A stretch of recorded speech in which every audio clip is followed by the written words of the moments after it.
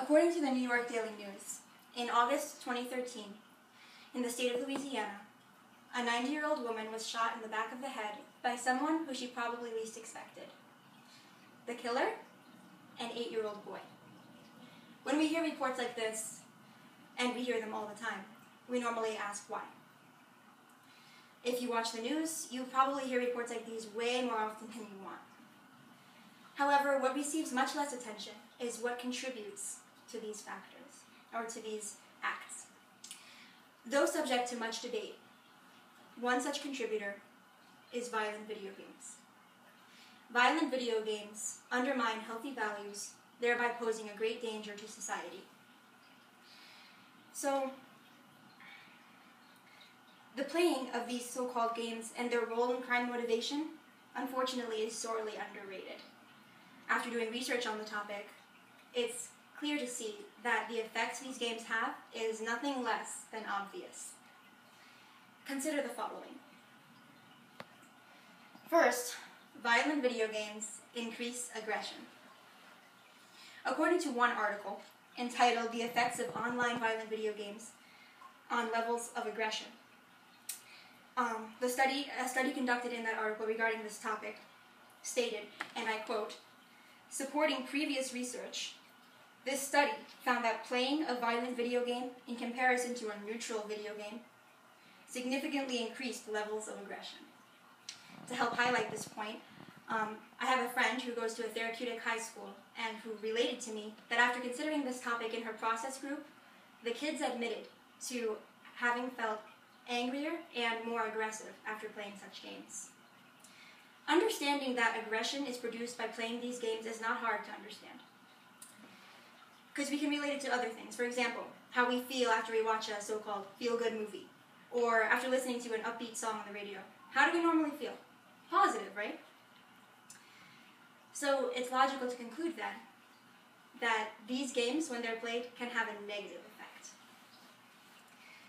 Secondly, violent video games dull the conscience. Much like consistent exercise can make us very strong, excessive and even occasional playing of these games can make our mind callous. A mind that doesn't feel.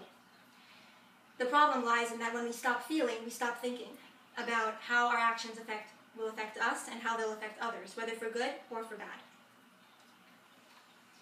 A colleague of mine, who is majoring in human services and has a background in child psychology, explained that the effect these games can have on the conscience result in desensitization.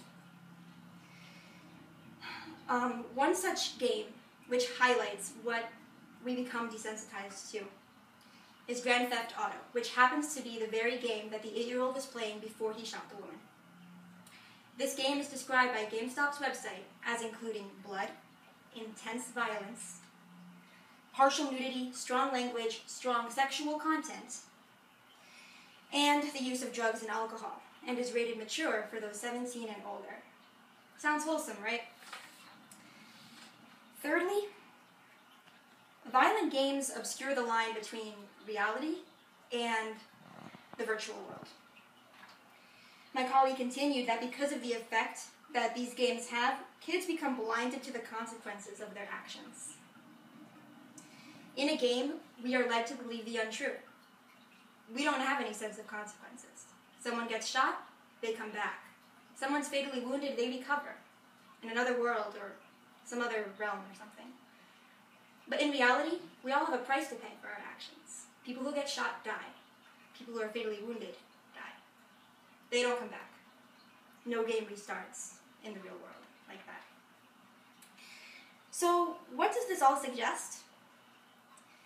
Though through this brief description, we come to realize that violent games should not be underestimated.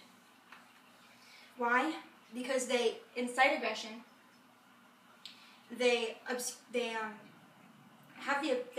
enable us to lose track of right and wrong. It makes it hard to distinguish that, and they help us make it hard for us to distinguish between the real and the unreal.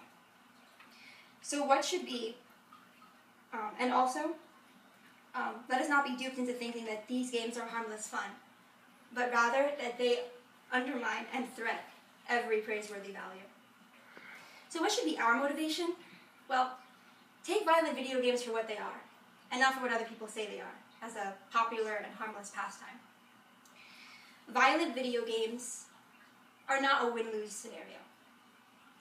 They're life and death situations. Yes, even though every player of this game may not commit some sort of unspeakable act, as the boy at the outset did, but at the very least, they do influence the way people think.